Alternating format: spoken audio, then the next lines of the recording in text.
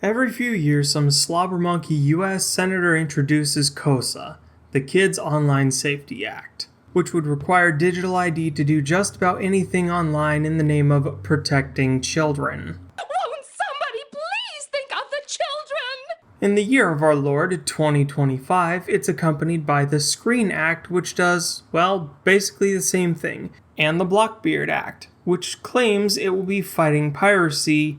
It's not. It's just more censorship.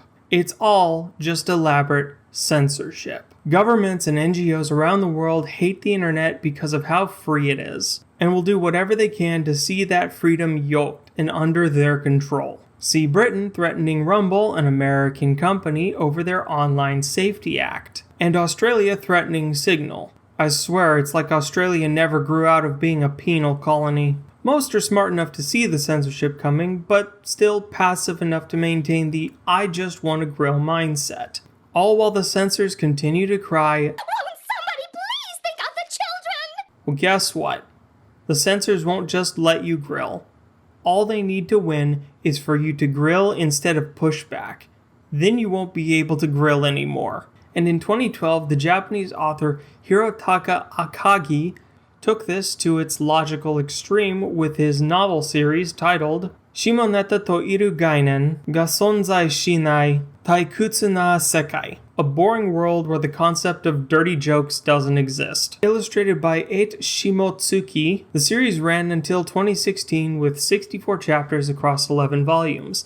The manga version would run from 2014 to 2016, totaling 23 chapters and illustrated by Yasuki In. And finally, JC Staff would turn this sex comedy into a 12-episode, one-season anime for summer 2015. And goddamn was it prophetic. It's been 16 years since Japan passed the Law for Public Order and Morals in Healthy Child Raising, which banned everything from porn to dirty language, with punishments as severe as labor camps for words deemed uncivilized. Not just penalizing raunchy humor, but words. This is an iron-fisted nanny state. Literally everyone wearing electronic monitoring devices. The state knows where you are and what you're doing at all times. Real first world dystopia setting. Though this was made back when Japan was only dealing with its own censorship laws and not the encroaching censorship of BlackRock and Vanguard via payment processors. So it's framed as a nationalist dictatorship rather than a multinational NGO autocracy,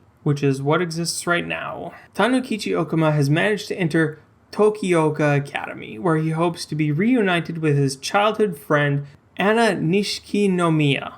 On the train there, he ruins the plot of a woman to falsely accuse another male student of the academy for financial gain, and as he's about to be captured by the public morals police, the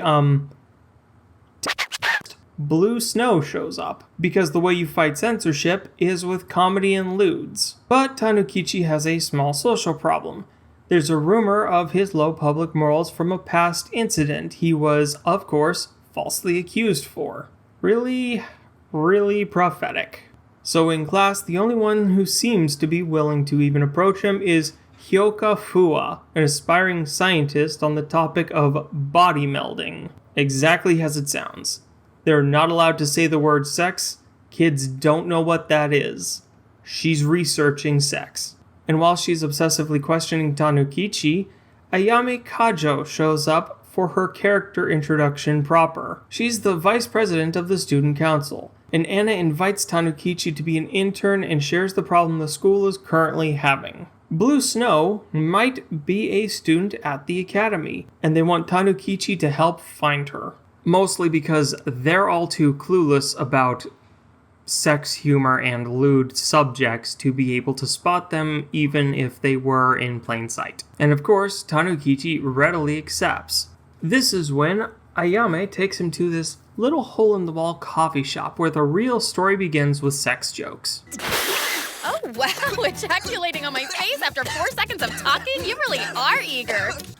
Of course it does. As it happens, Tanukichi's dad was also a dirty joke terrorist, and Ayame blackmails Tanukichi into helping her establish an anti-morality organization, and things only get wilder from there. In a case of real life seeming to mimic art in this instance, Anna's parents are the architects of the current draconian morality laws that have passed and are being pushed. And following another Blue Snow incident, Otome Saotome is introduced with emphasis on her artistic abilities. She's going to be drawing a lot of porn. Not only is Otome a total weirdo, Ayame wants to recruit her into their organization, which would require Tanukichi's help. But this means resolving one of the romantic pursuits of the series. Otome is a voyeur, and the person she's currently obsessed with is Anna. But Anna is also having a stalker problem. So with two different sets of, I guess we'll call them trappers, the stalkers are lured out into the open and apprehended, which leads to Otome becoming an official member of the organization and Anna now acting very, very weird after a very unexpected incident with Tanukichi during the event, though she's not the only one. However, their most recent plots are dampened by Anna's mom and the Decency Squad making a public display of pushing her bill. Meanwhile, Ayame wants to kickstart Otome's smut art by luring Tanukichi's stalker into actually bumping uglies, and wouldn't you know it, his stalker is Anna and she's gone absolutely feral. It's unbridled chaos after Ayame walks in to find Anna mid-SA. And of course, things only get more unhinged from there. Anna goes full yandere sim, and with the mounting pressure looming from the forest top and the incoming nanny law, Tanukichi's life is anything but stable. There's no end to the sex jokes with this series, taking everything to absurd extremes. Shimoneta is weird as nothing else, but it makes the point through sheer lewd willpower. Censorship and repression of speech leads to ignorance. If you 1984 the dictionary, then no matter how advanced society gets, you'll end up with gaps in base knowledge from sheer physical instinct. Anna's sexuality and knowledge base has been so repressed that the slightest contact with Tanukichi turns her into a psychotic sprinkler. And Otome's repressed art as she goes absolutely nuts after discovering porn.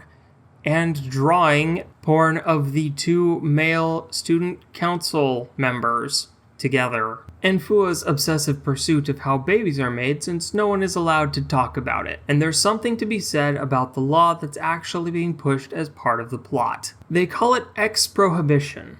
Every American has heard that word before. Prohibition. That time from 1920 to 1933 when the US passed the 18th Amendment, a complete nationwide ban on alcohol. If you know your history, it didn't work at all. If anything, it made the problem so bad that they passed the 21st Amendment, which repealed the 18th. And look at how gun bans are not working. It's like criminals don't respect the law in the first place, which makes passing draconian control laws like prohibition just punishment for the law abiding while doing nothing to actually fight the problem. Which leads back to Kosa, Screen, and Blockbeard. These won't work. Congress knows they won't work. They don't care that they won't work, because the point isn't to make them work. The point is the other foundation of the setting of Shimoneta. Surveillance. Everyone in the show wears a bracelet that monitors hand movement and a choker that monitors speech. Constantly. And while the IRL tech hasn't completely caught up to that yet, Apple Watch getting scary close though, it's something the dictators would mandate if such devices were real. Kind of like if you make people choose between accepting a highly experimental, highly dangerous mRNA injection that nobody knows the side effects of, or not having a job, you can see how these things can be socially mandated rather than legally mandated. I mean, can you just imagine living in a nation where everything you say and do, everywhere you go, what you buy, your habits, your health, are all monitored by the state? And the moment you step out of line, a police squad FBI raids your home and arrests you for wrongthink. That's the kind of world every government is pushing for, because there's no such thing as a government that wants less control. And that's currently being aided by Visa, MasterCard, and PayPal to censor people. Almost certainly at the behest of Vanguard and BlackRock. But Shimoneta really is the embodiment of meme them until they cry, then make memes of them crying. It sits in the one season sweet spot where it's just long enough to stay interesting as a sex comedy, but not long enough to get too tired and obnoxious about it. And at the same time, it's probably one of the most degenerate series you can watch without directly containing nudity or gratuitous fan service. It's really weird to think about. A sex comedy with no sex or nudity. At least not overtly straight character nudity. Except for Fua that one time, but she has a reasonable excuse for it. It's just over-the-top gags and constant lowbrow humor. And pulling it from an authoritarian society makes it more unique than similar series. Panty and Stocking, for example, runs the same sex comedy aspect from a kind of Charlie's Angels direction. And while season 1 came out in 2010, it's got a new season that's currently airing right now, so it maintains some level of relevancy. Compare that to Student Council staff members, which is probably more similar to Shimoneta, except for they're just regular high schoolers. They're not fighting an oppressive system, they're just teens being teens. But those jokes aren't nearly as unhinged. Shimoneta really just does not hold back when it comes to the humor. And that's really all there is to say about that. I am the NBT, this has been the Noble Weeaboo. Like or don't, sub or don't, this sex comedy has never been more relevant than it is right now.